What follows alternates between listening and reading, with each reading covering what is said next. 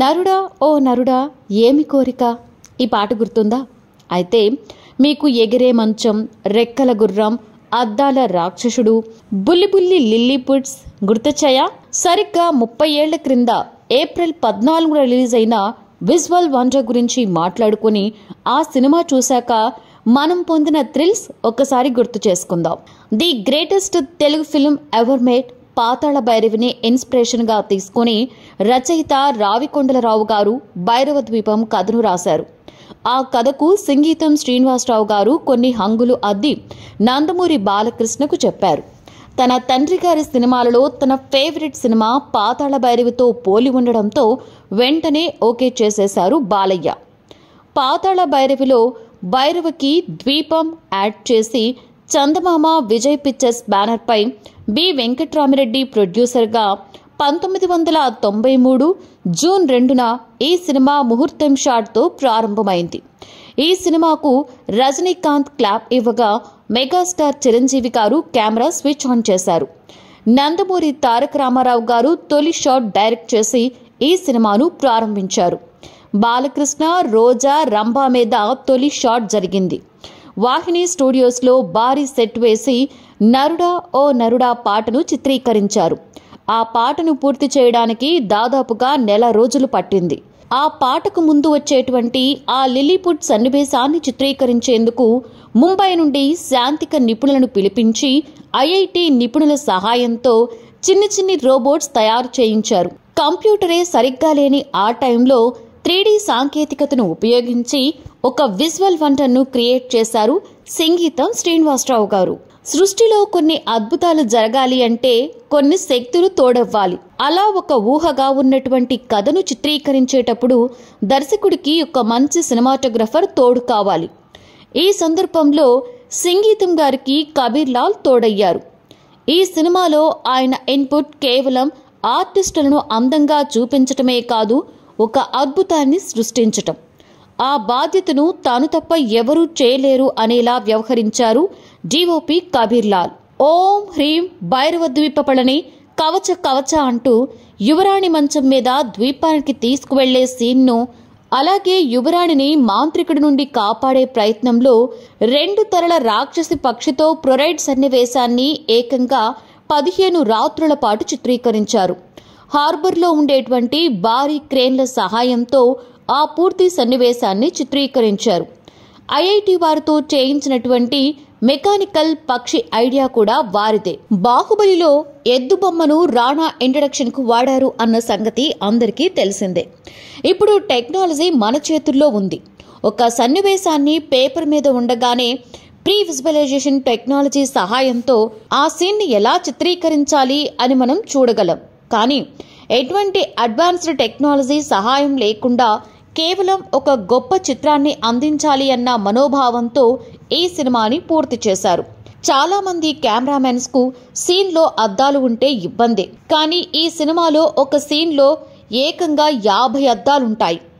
వాటి మధ్యలో ఒక రాక్షసుడితో ఫైట్. ఆ రోజుల్లో అది ఒక సాహసమే అని చెప్పవచ్చు. ఎన్నో రోజుల గ్రౌండ్ వర్క్ తర్వాత ఆ సీన్ను చిత్రీకరించారు.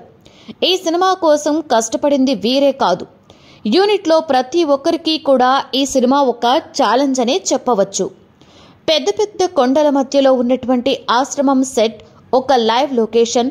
కర్ణాటకలో కదమగుండి వాటర్ ఫాల్ వద్ద పార్వతీ అమ్మవారి విగ్రహం ఏర్పాటు చేయడం యూనిట్ కి చాలా పెద్ద ఛాలెంజ్ అయింది. అప్పట్లో ఆ లొకేషన్ కి డైరెక్ట్ గా రీచ్ అయ్యే రూట్ లేదు. గెస్ట్ హౌస్ నుండి సగం దూరం వరకు కారులో, ఆ తర్వాత 5 కిలోమీటర్లు జీప్లో అడవి ద్వారా వెళ్లి మరో కిలోమీటర్ దాదాపుగా నీటిలో నడిస్తే కానీ ఆ లొకేషన్ కి చేరుకునేవారు కాదట. నీటి మధ్యలో ఉన్న గుడి సెట్ వేయడం అంత సులువేమీ కాదు. అందులోనూ పెద్ద పెద్ద జలగలు ఉన్నటువంటి నీటిలో ఉండి పనిచేయడం కోసం సున్నపు బస్తాలను ఆ నీటిలో జల్లేవారట. పేకేటి రంగా ఈ సినిమాకు ఆర్ట్ డైరెక్టర్ గా వ్యవహరించారు. ఆర్టిస్ట్ మిక్కిలినేని కూడా అదే లొకేషన్లో యాక్ట్ చేశారు. అప్పటికే 80 సంవత్సరాలు ఉన్న ఆయనను రోజు ఆ లొకేషన్ కు తీసుకువెళ్లేందుకు 4 సహాయకులను ఏర్పాటు చేశారు. బాలకృష్ణతో పాటుగా కేఆర్ విజయ కూడా ఆ లొకేషన్ కు చేరుకునేందుకు చాలా ఇబ్బందులు పడ్డారట. ఆ లొకేషన్కు ఎటువంటి లైటింగ్ ఎక్విప్మెంట్ తీసుకువెళ్లే అవకాశం లేనందున షూట్ రోజుకి 2-3 గంటలు మాత్రమే చేసేవారట. మిగతా సమయంలో బాలయ్య ఇంట్రడక్షన్ సైన్స్ దగ్గరలో ఉన్న అడవి ప్రాంతంలో 25 గుర్రాలను తీసుకువెళ్లి షూట్ చేశారట. ఈ సినిమాకు అమెరికాలో శిఖర పొందినటువంటి ఎడిట్ పాయింట్ అనే సంస్థ గ్రాఫికల్ టెక్నాలజీని అందజేశారు. ఈ సినిమాకు హీరో బాలకృష్ణ కూడా ఎంతో శ్రమించారు. సినిమాలో ఎటువంటి డూప్స్ లేకుండా అన్ని ఫైట్స్ ను తనే నటించారు.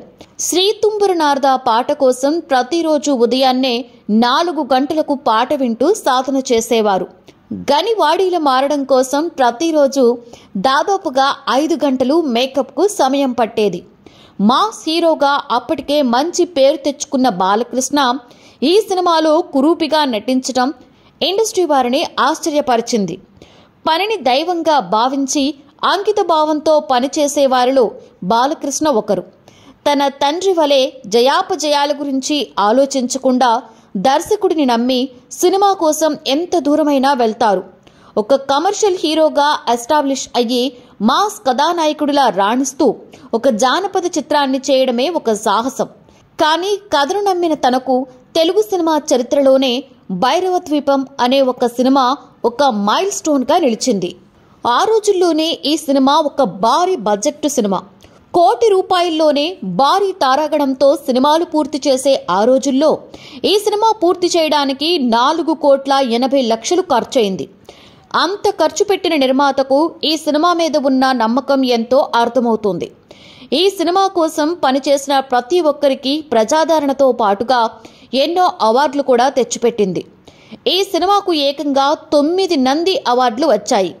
Best feature film, best director, best male playback singer, best female playback singer, best makeup artist, best costumes, best audiographer, best art director, best photography ఈ విభాగాలలో నంది అవార్డులు గెలిచింది. తెలుగులో భారీ విజయాన్ని సాధించినటువంటి ఈ సినిమాను తమిళ్ మరియు హిందీ భాషల్లో డబ్ చేశారు. అక్కడ కూడా భారీ విజయాన్ని చూసింది భైరవ ద్వీపం. ఇంగ్లీష్లో కూడా అనువదిద్దాం అనుకొని చాలా ప్రయత్నం చేశారు. కానీ ఎందుకో అది ముందుకు జరగలేదు. ఈ వీడియో మీకు నచ్చితే లైక్ చేయండి, షేర్ చేయండి, వెంటనే సబ్స్క్రైబ్ కూడా చేయండి.